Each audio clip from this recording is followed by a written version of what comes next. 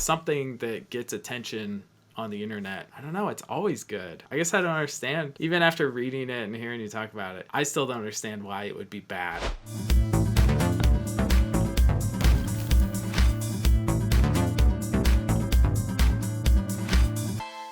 Hi everybody, and welcome to another episode of Go to Market. I think this is episode 16. We have a lot of topics for today.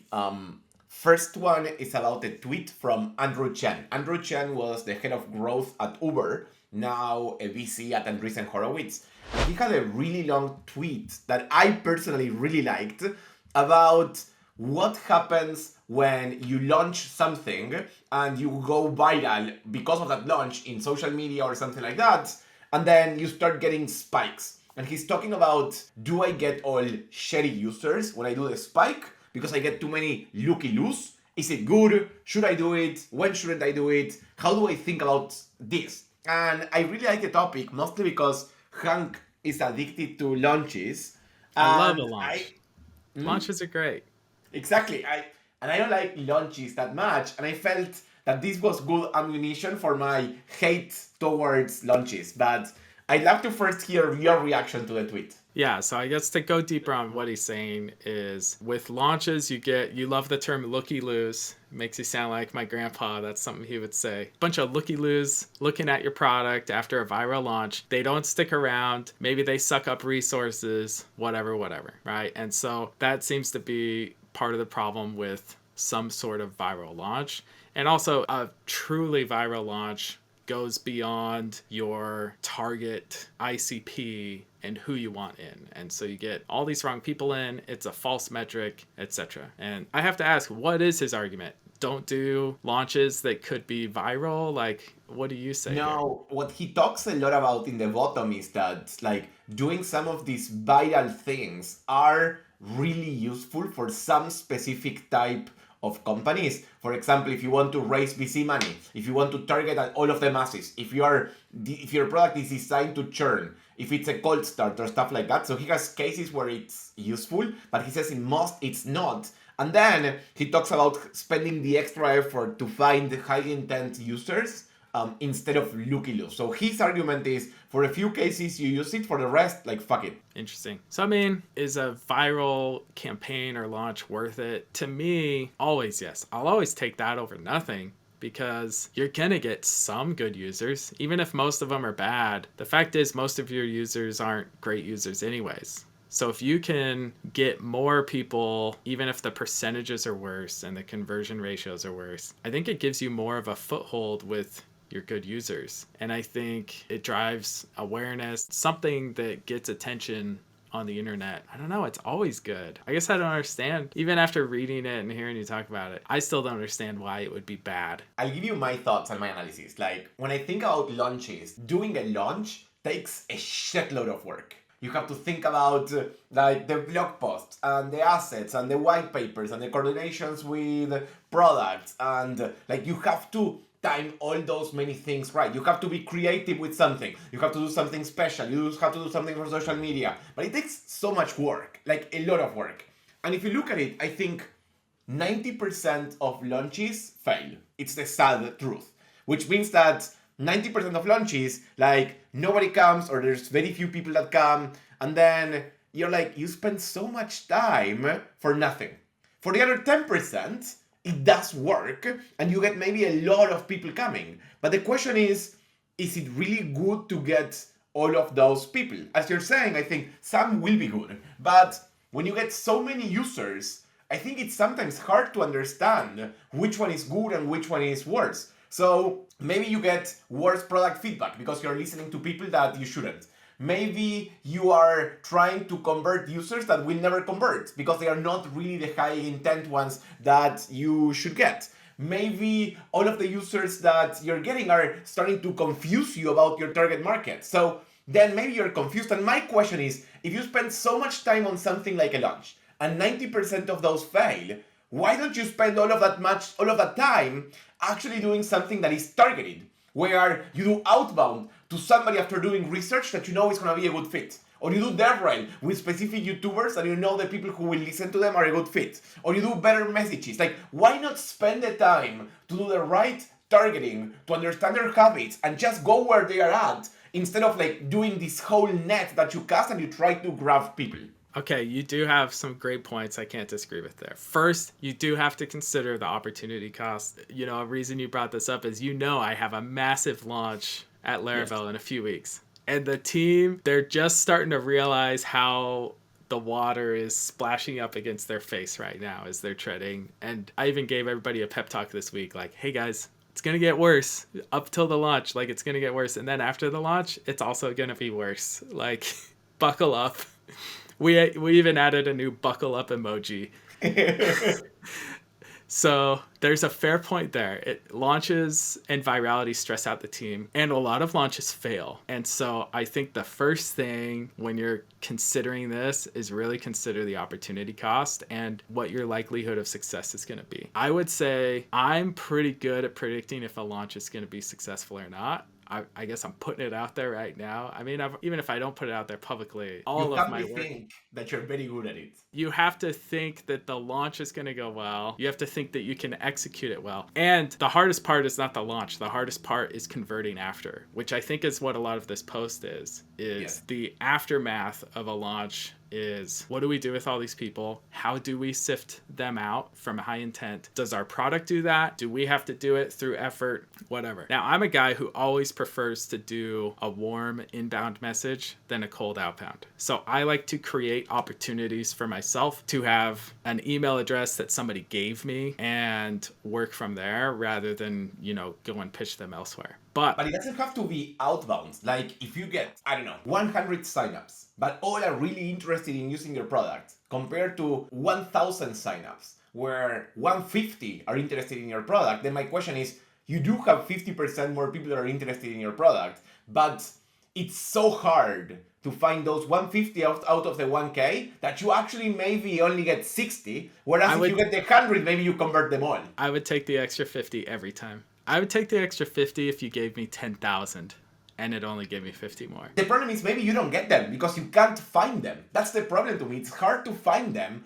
And it takes so much time sometimes to see who got the aha moment, the retention, where if you didn't reach out before or something happened or whatever, maybe it got fucked. Maybe. I don't know. I think the state of automation just makes it a no-brainer that you can do it. But maybe that's a thing that just a lot of people struggle with. I don't know. I guess I would always take it every single time. If you told me I could do a campaign tomorrow and 1 million people would see it and it means like 50% more, whatever, like I would do it. Now, there is danger of like, oh, will your product team get distracted? That's a problem. Will your customer support team get inundated? That's a problem. And those are problems that I think about. I run the customer support team reports into me, so I have to be concerned about it. I'm a big believer in targeted marketing. Whether that's inbound or outbound, it's you understand the habits of your buyers, you understand exactly who they are and where they are at, and you try to show up there. If you are already doing the launch because you're you and you like it, so you're already doing the launch, then my question is, how can you make the launch more targeted so you can at least decrease the likelihood that you get too many looky-loos? Like, have you thought about it in the past? Oh yeah, actually that's a great question. Maybe after the launch I could give a full breakdown and we could really dissect what I think we did well or not, and you could criticize me. That'd be fun. But so I think one thing is, we're being very strategic with who we give early access to. They're all members of the community. We're not giving it to randos outside of our community and hoping that it draws in JavaScript people. And and I didn't mean for this to become about my launch, but all of this is on my mind. And I think going back to something else you said, most launches do fail. And so I think the most important takeaway for people listening would be, you should really pick your launches. Like, I know people who are trying to do every time they have something, they're like, let's do a launch week. And I'm like, we've talked about launch weeks and that, and they're trying to go viral with every single thing. And I think it's a lot of extra effort, and they don't even get the benefit of the looky-loos. They don't even have new awareness. They're mostly just shouting into the void. Missed time. And that's what I meant. Like 90% I think is that style. But I agree with this advice. Like, at least if you are going to do launches, do one a year, two maybe at most. But don't do once a quarter or once a month. It makes no fucking sense. I think this is where we would be most in agreement on this. Launches are great if you have something really great to share or say. And most people try to force launches. Most people haven't innovated their product in a significant way to where they even have the chance of going viral. And then I think also sometimes people come up with some sort of viral marketing campaign that doesn't have to do with some new product or feature or value prop. And that also just perhaps generates a disproportionate amount of looky-loos. This actually relates to another topic that we wanted to chat today, that I let you introduce it. But there was a great tweet with a thought on how story beats anything. And I think great launches have great stories. If you don't have a good story for your launch, I think your launch is fucked. But tell us a bit about like what was the tweet, what did we like about it, like share a bit of your thoughts. Yeah, it was good. It's basically got a read on these images, but it's worth the read. You know, I made you wait to start the podcast a little bit so I could read through it. The main essence of what I read was narrative is a very important thing for everybody trying to sell something or just survive as a company these days. And I think the important part of that is these days. Before, it was the time of growth hacking and everybody was trying everything, etc. Now, I think if you don't have a good narrative, if you don't have a good story, people are not gonna try it out. And it comes from this idea of the world now believes in influencers and in humans. And because of that, they believe in people who are extroverted and with a good story, a good narrative and stuff like that, which sometimes, as we talked last episode, can bite you in the ass, like in Devin. But in others, I think it's fantastic. Yeah. And he had this great, I think one of the most poignant parts of the writing was when he talked about Elon, when he said, when the Model 3 started doing well, Elon's talking about Cybertruck. When the Falcon 9 launch happened, he starts talking about Starlink. When Starlink starts succeeding, he's talking about the GDP of Mars. And he's always setting the vision higher and elevating the thoughts. I think this is a Frank Slootman, the former CEO of Snowflake, quote, "Every interaction is an opportunity to raise the bar." And that's how these people with great narrative and vision treat it. And I think startup founders, and as you're thinking of your campaigns for devtools and everything, you should be thinking of, well, what's the narrative? What's the key thing? I remember when you advised me in the early days of Vercel, you talked a lot about themes and that type of stuff. And I'm curious some of your thoughts on that and how you would implement that. I'm a big believer in narratives personally. I've always been. Like, I think humans, because we are emotional, we do things because of these narratives. So, first of all, what you said on Elon, I agree and I love it. And I think what's fantastic about it is Elon has made a lot of promises for the future. Probably half has failed. But because the other half did fantastic, that's what people remember. Holy shit, this guy did this. But they don't remember of the other 3 promises he made that were shit. So as long as one works, I think you'll be fine. I'm a big believer on themes, on this idea of like, okay, for 1 year, we're gonna spend the entire fucking year talking about 2 things, mostly. One, always I think should be linked to your product, your differentiation or something. The other theme should be based on the market. What's going on in the market? What is your opinion on that? And stuff like that. I think people in general, I've seen a lot of founders who are engineers specifically, who are very scared to say the future will look like this or like that because they are scared of being wrong. And the reality is that if you're wrong, but then eventually you're right, nobody will give a shit. And it's more important to have a stance on things because that's what people care about. Engagement is created through people with controversial opinions. Like the present is fucked because of this, and this is how the future should look like. Like that's what your themes should somehow be linked to. And I think once you have the themes, I think for each theme you create a lot of assets. Like you create things like white papers and blog posts and messaging and potential booth copy, potential talks, potential webinar abstracts, potential abstracts for conferences. And then with all of that, you start disseminating to all of the teams in your marketing team. So they all have examples and know how to continually talk about the theme all the time. But creating the theme is where I think you either need a visionary founder, and if you don't have a visionary founder, that's where a product marketing style CMO helps. because your CMO should be the person that's responsible of creating the narrative. If your founder is not good at that, which, to be honest, happens in most cases. True. I'm going to flip one thing you said, which is that controversy creates engagement. I would say a more optimistic way of thinking about it is a strong vision creates engagement, some of which will always be controversy, because some people will never buy into your narrative or your vision. And that's okay. People do need to be less worried about that. People need to be less worried about being wrong in the long term, because what's interesting about a lot of these founders who I've seen who maybe are scared to put, what they believe out there, and actually even more scared to put it out there without all the nuance that dilutes the message. When you mix in all the nuance, and it dilutes your vision, it dilutes your message, and you're just trying to be right rather than trying to inspire. And yeah, so those are some of my thoughts on that. I think, and it's okay if in some of the things you're wrong or you're not. Like, look at Elon's tweet. Elon is the richest person in the world. It's I think the best entrepreneur of our times, who has achieved so many things, and he has so many opinions that are wrong, or things that he talks about that he doesn't know shit about, or launches that will never happen. And I don't think he gives a shit about it. And people don't give a shit about it either. Because eventually you can create great things. And that's, to me, the best message to engineers that are founders of devtools. Like, don't be scared to be wrong. Rather talk about the future. Like, this post talked a lot about this, the Make America Great Again from Trump, which I think is a fantastic slogan, just because you can always make it better. And if you can always make it better in the future, it just works all the time. Just, the present is not great, let's make it better in the future. That has to be the main thing about your vision.